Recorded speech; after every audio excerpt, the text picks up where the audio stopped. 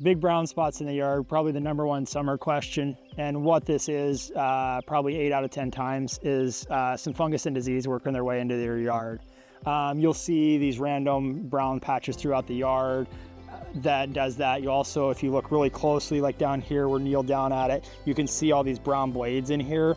And as we pull up a handful of blades in here, we'll see the brown in it. We'll also see things like this blade here, for example, that's very infected with fungus and disease.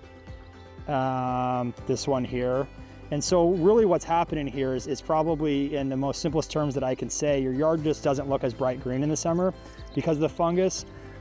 The easiest way to explain this is if you had a blob of black paint and you put a little bit of white paint in, it's going to make it lighter black. And that's what's happening with your yard. It's making it a lighter green color because of all this brown and yellow in it from the fungus and disease.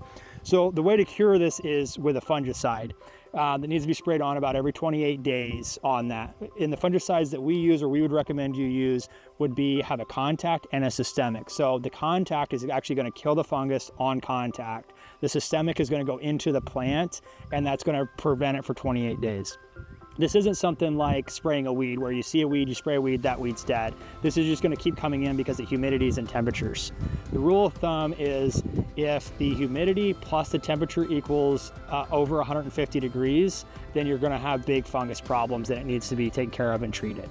Left untreated, you're going to see thinning of the yard. You're going to obviously see aesthetic problems where the turf has brown patches in it, not healthy, and ultimately it can just thin it out, and in some cases it will just flat out kill it.